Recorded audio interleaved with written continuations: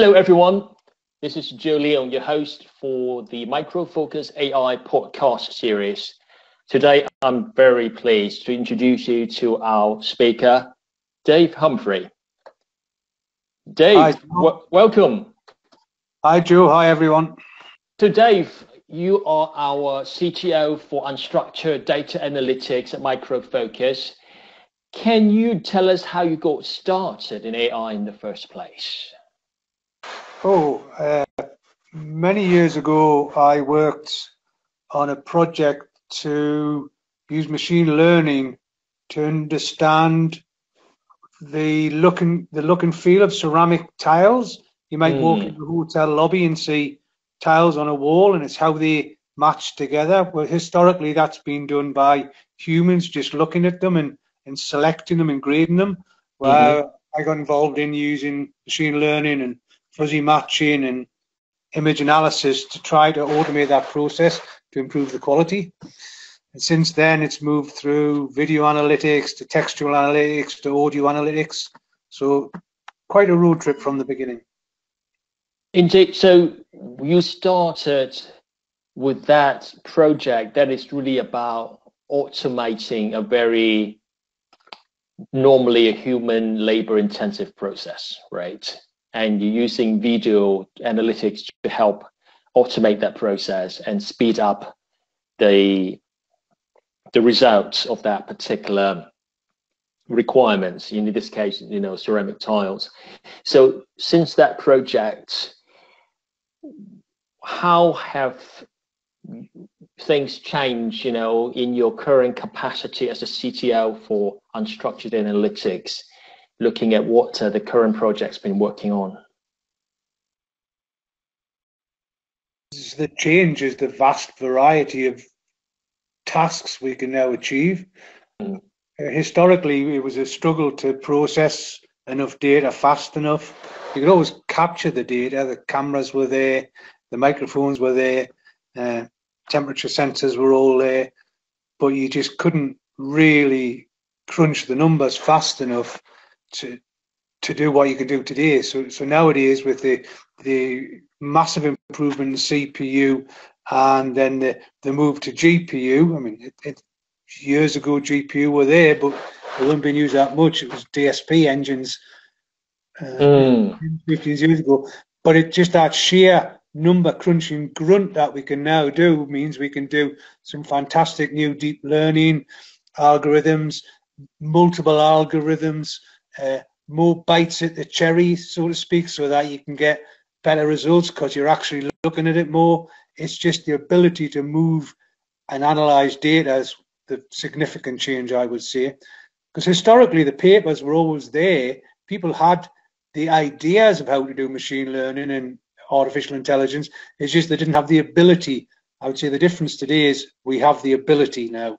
Now, you've touched on the AI topic already, which is great. Now, if we look at this and then kind of zoom in on what is AI for, in particular, physical security, can you give us an idea how AI is being leveraged for this particular domain?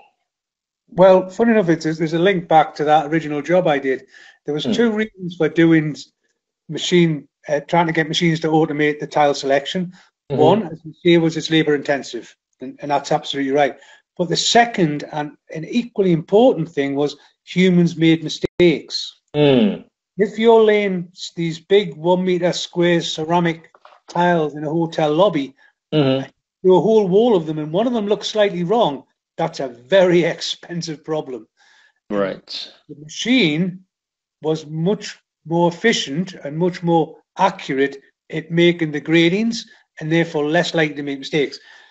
In the physical security arena, humans have got the same problem. There was a survey many, many years ago that said within 3 minutes of a human looking at 2 monitors, they would miss 90% of events going on, or words to that effect. Basically, humans can't concentrate for long enough. Machines can. You train a machine to look for something, it's not going to stop looking until you tell it to stop. And it will look for the same thing continuously. It won't get distracted. it won't get bored, it won't have a daydream, it will just look for that thing till effectively the end of time until you tell it to stop. So that's the one big thing about artificial intelligence applied to, for example, video surveillance, but it could be to some form of document surveillance or radio surveillance or other things. Computers will just continue to look for the job they're told to. Yeah, it's kind of like having a 24/7, 360 security guard here, right?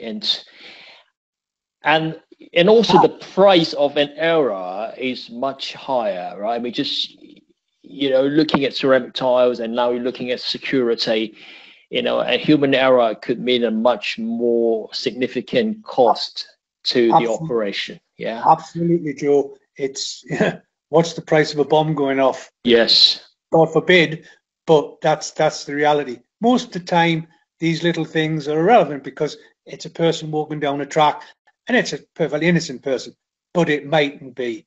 The other aspect I want to bring in is, yes, we can do algorithms to be more consistent, look longer, more accurate.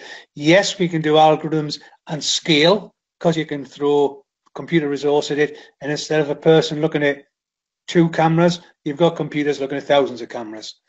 But the other aspect, which I find is really interesting, is how the human brain works. So when a human, and this is quite weird, when a human looks at something, they receive a certain amount of bits. I think it's something like 250 million bits per second of information coming to their eyes. What they actually end up having is ideas, which are like a couple of thousand bits worth of ideas a second. The bit in the middle is the brain. The brain takes in those light sensors, like sensor activities, and then combines it with all its prior knowledge, all its training, everything I've learned since I grew up 50 odd years ago, and then says, oh, what I'm seeing means this idea. And that bit in the middle is something like 400 billion bits per second of processing. Now, the great thing about what we're trying to do with artificial intelligence is replicate that. And one of the things we can do is that prior knowledge can be trained significantly better for certain things than a human ever could do. And I'll give you examples. One, humans can't recognize that many faces, not accurately.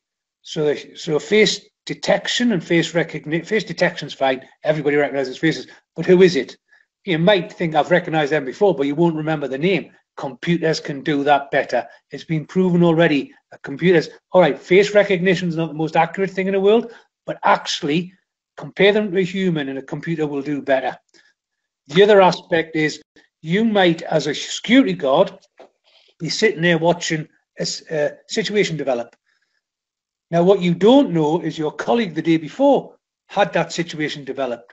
The computer will know that. We will fuse the data from the reports of the incident the day before and provide that as part of the incident response today. And you can just scale that to huge volumes. And humans, yes, they're better at the point solution, but they can't do the scale. And that scaling and data fusion is what's really fascinating. Yeah, so actually this is a great intro to this topic, the next topic about why we should care about AI for physical security, the scaling, right? And then being able to connect the dots, if you will, right? You know, automatically. So in a, let's just say, security operations center, if you look at the key performance indicators, how would AI for physical security improve those key performance indicators then? Well, you touched on it earlier, efficiency. Mm-hmm. But I don't think we've ever delivered a system that has replaced a human being. Mm-hmm.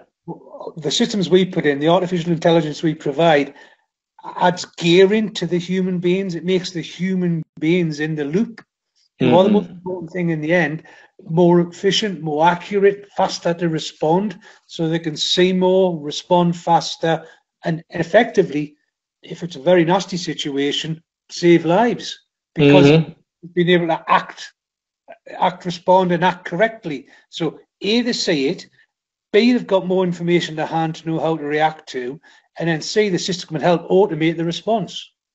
And then eventually the system can help them change the process to make sure it doesn't happen the next time. So it's, makes it more accurate and faster because they've got greater coverage across lots of data formats, lots of cameras to decide what's going on. It provides the information through that huge backlog of information and technical experts and documentation to say, what if I don't do anything about this situation? And then it also tells them what they should do to respond, because it's got access to, documents about access control plans, flight plans. A large US government agency uses us for exactly that. Their disaster response plans. If this happens, what's our plans to get out of it? They use us to get that information into the hands of people as fast as possible. And then there's the final thing is, given what we've seen, given what we've heard, given what we did, given what the reports, put that all together. What would we change to improve things for the future? And it's the scalability and the fact that we're doing it with artificial intelligence or machine learning, call it what you will, across text, audio, and video. That gives you that 360-degree data fusion view of a situation. For small systems, that mightn't be such a big development because the humans can cope with it. But when you've got a bigger system, a large enterprise, so much going on, multiple cameras, multiple buildings, multiple risk factors, whether it be physical risk or we haven't even talked about it yet, cyber risk, it all comes together and we can help that scale. So what I'm hearing, Dave, and correct me if I'm wrong here, is that you are telling us that we can leverage the available data, be it video, audio, text, right?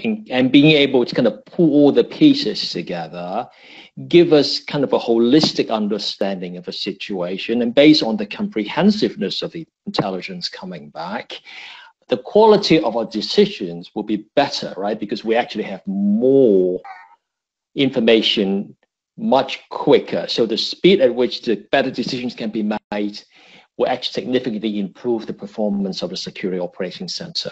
Because the cost of making the wrong decision, to your point, it could be disastrous. But a lot of times it's a fine line between a lot of false positives and the actual threat that you need to address, right? So that's kind of how the SOC, if you will, can actually benefit from that. So am I capturing the essence of what you just said correctly? Yes. It's,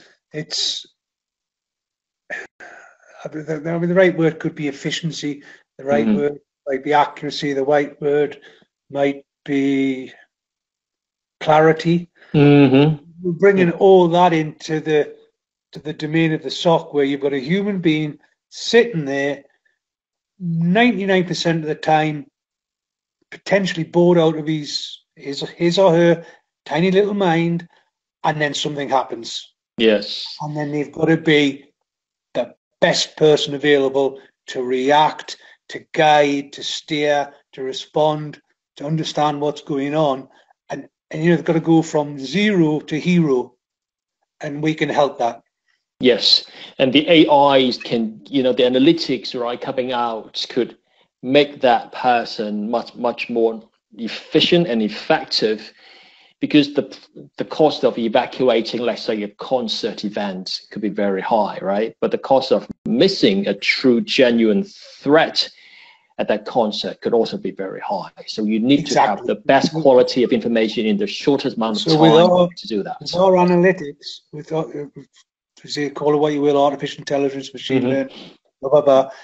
If we can just put that extra glimmer of information so that the person can go, okay, it's not suspicious, we don't need to evacuate, or more importantly, yes, it is suspicious, get everybody out there now. That's we'll have done a very good job at that point. Indeed. And it's all probabilities, Yes. Most of the time is never cut and dry. So it's like, what extra piece of information can we give to reinforce the facts that we believe at the moment? You know, and then can we make a decision on those graphs? And if we have to make a decision on those facts, what is the support and evidence for the actions we should take? Because it might be, well, seen all this, we've definitely got to evacuate. Oh, and by the way, there's a situation going down the road, so evacuate everybody to the left. You know, whatever we can do to make that process a little bit better. And as we said earlier, it's scaling, it's getting the accuracy of the analytics. The artificial intelligence is a difficult one because it's never perfect. It never will be perfect. But what we're doing here is we're augmenting the human's understanding of the situation. So we're making that human better at what he's doing because we're filtering in the information with our algorithms. We're identifying things. We're reducing huge volumes of data to more manageable chunks that can be reacted upon. I think the term is actionable intelligence. And that's what we're trying to do. And there's lots of different forms. I mean, I've lost count of the number of deep neural networks we're using, or different forms of machine learning, or different algorithms for depending on if it's text or whether it's video, whether it's image, whether it's audio, and then how you combine those. That's a fascinating subject in itself. And then the quality of the information, to use a term, which is what's trusted, what's not trusted. But bring that all together so you can say to a security guard in a SOC, hey, on balance of judgment here, we think you really need to take a look at this. And that might be something they would have missed if we weren't there. So speaking of that, so there have been multiple or a lot of different use cases, I presume. I mean, it's just, many different ways of using AI. So I know you have worked with many different customers in this space. So maybe you can share some interesting real-world examples of how AI is actually transforming physical security, if you don't mind. Okay, so simplest thing is spotting terrorists from the Dubai police use our license plate recognition and some other technologies in all their vehicles against watch lists to spot terrorists. But that's a very straightforward and simplistic thing, but it's a really important thing. Auckland City Council use us for a safe city application where they're using inputs from their trafficking systems. They're using the video analysis to look at counting queues, cars, how they're flowing, to try to work out efficiencies within the city. How can people move around the city better, faster, but also importantly safer? So they're using us to go, what are the issues we're seeing at junctions which are causing safety concerns for pedestrians and cyclists? Because on one hand, if there's an accident, that's a cut and dried, oh, there was an accident, what had happened, we can respond to it. But a lot of the times there's a huge amount of near misses, and we'll spot the near misses, which can then go on to prevent the accident because they've changed the junction accordingly. So that's a great one. It's using the surveillance cameras which are there from a security point of view, but using them instead for actually safety and efficiency for the city. Many years ago, worked with a military organization doing analytics from drones. So looking for suspicious activity and also listening in to comms chatter and looking at reports to understand risk to patrols and to convoys coming into base security. There's a big organization in Mexico use our technology to plan their distribution routes. So they're looking at broadcast monitoring what's been mentioned on the news, listening to the news feeds, looking at the weather, fusing that all data together to go, okay, the most efficient and safest way for our trucks to get from A to B is not the normal way today, to go a long way around, because they're going to avoid this civil unrest or this natural weather phenomenon or something. So again, that's efficiency and safety. I mean, that's just a few off the cuff of the stuff we do, but the critical thing is it's volume that we help with, it's fusion across multiple data formats, and then it's our depth of algorithms that we've developed over time to allow us to not just go, oh, there's something moving on a camera, but to go, there's something moving on a camera in that direction, well, that's happening, well, something else happening, and when we've had a report about something going on, so it doesn't just look like a convoy, it sounds like a convoy, and we've been told it's going to be a convoy, so it's probably a convoy. Yeah, so that's really interesting in the sense that it spans so many different use cases, right? You talk about, you know, security, you know, against terrorism. We talk about pedestrian safety, transportation safety, even traffic management. And when we look at the data, it's great for us to understand and react. We also touch on something about, you know, going forward, help us take actions against, you know, future events, for example, and make better decisions based on that. So if we look forward, how can we make use of unstructured data, let's say for predictive analytics, Dave, from your perspective? Oh, so where I think the future is going with all this is it's going to continue on the trajectory of more powerful and more algorithms, because the hardware, the processing resource underneath is going to allow us to get there. Mm-hmm. One aspect I also didn't mention was the quality of the camera imagery is getting there. So there's more detail to extract, more information to extract from the video. Where that's going to go in the end is this. There's a concept of Internet of recognition. Oh.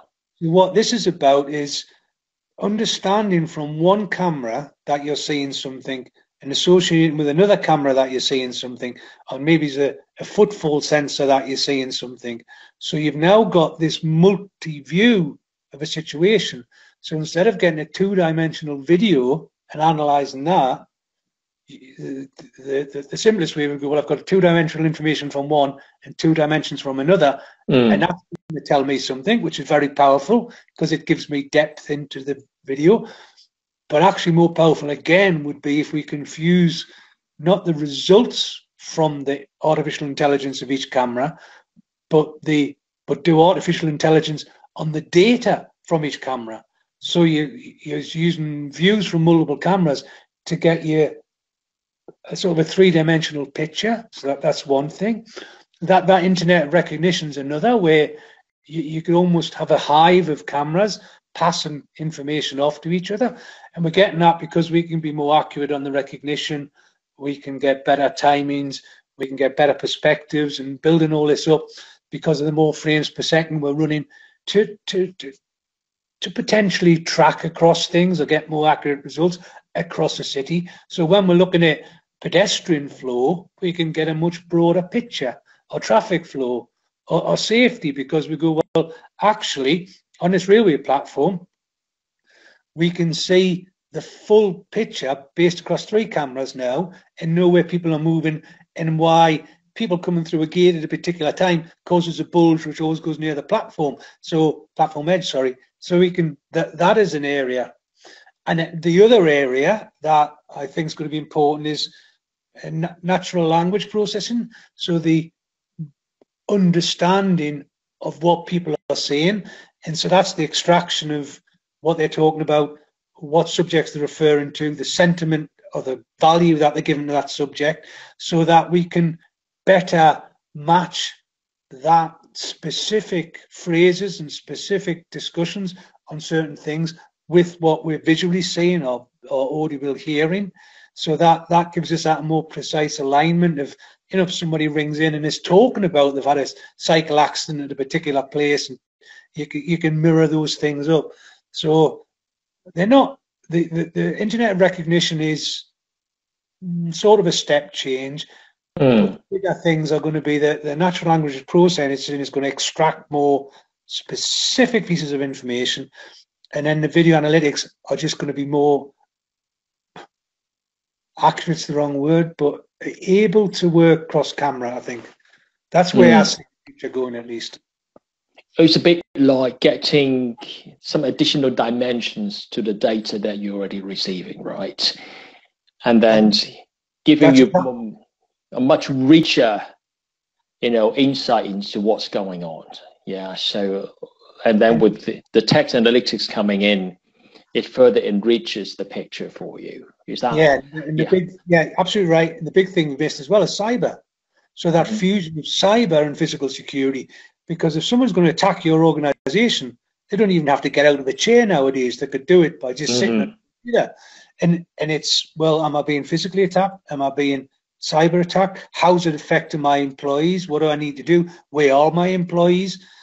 How do I act? Where do I close down? It's a fascinating subject, but I can see those two areas coming tightly together. And what we're both working on together is, I look at, from my aspect, artificial intelligence to identify things happening. We have another great piece of technology which looks at the uh, anomalies of those things happening. So Mm-hmm. I'm going to say, I've seen a car, I've seen a car, I've seen a car. And he'll go, well, that's odd because we never see a car between 7 till 9 and we've seen two. So they Mm-hmm. look at time sequence analysis for anomaly detection, and we look at the things that they are trying to do time sequences get. They do exactly the same in the cyber arena, where they're looking at, file touch events or TCP/IP packets, completely different set of original data, and actually very structural, so they don't need the artificial intelligence I've been talking about because it's structured, but then they're using machine learning to extrapolate that to a threat or a potential threat. And that's merging as well. So in some arenas where we're looking at identifying individuals in conversations, it's like, why are these people talking? Is there is there insider trading, or is there other threats to my organization? Because these people are talking about this sentiment in a particular way is unusual. Yeah. Funny you mentioned that too about the anomaly detection. Actually, I will be having another interview with the CTO of Intercept, Stefan. And so for those who are interested in what Dave has just touched on, please be sure to check out the second podcast that I'll be releasing as well with Stefan Ju. Okay. But anyway, I'm glad that you mentioned it because that's a very interesting development in terms of leveraging different technologies and kind of completing the picture, right, Dave? And with all that's happening, what do you think the audience can go and learn a bit more about all these exciting technologies and use cases? Well, first of all, I'd say go to our website, Joe, but I'd say just go to lots of websites. When I started, the web didn't exist, would you believe? But nowadays, it's all out there, and you've got to take it with a bit of chalk, cheese. People claim a lot. One of the things we do is actually deliver. What I mean by that is, you can talk the talk, but you need to walk the walk, and that's why we are here doing machine learning and artificial intelligence. Let's get the date right. We started in 1994, so that's 26 years. Mm-hmm. Because we delivered, we haven't overstretched, we haven't oversold. We've taken the technology, did the best we can with it, told customers what it does, and delivered it. We were doing physical security back in 94 using this technology, still doing it today. So go to the web, read lots of stuff, watch great videos, but take things with a pinch of salt, and don't expect miracles, because in reality, sad to say this, no matter how good we are, we're still not James Bond. Mm-hmm. Yeah, we cannot see around the corner yet, right, Dave?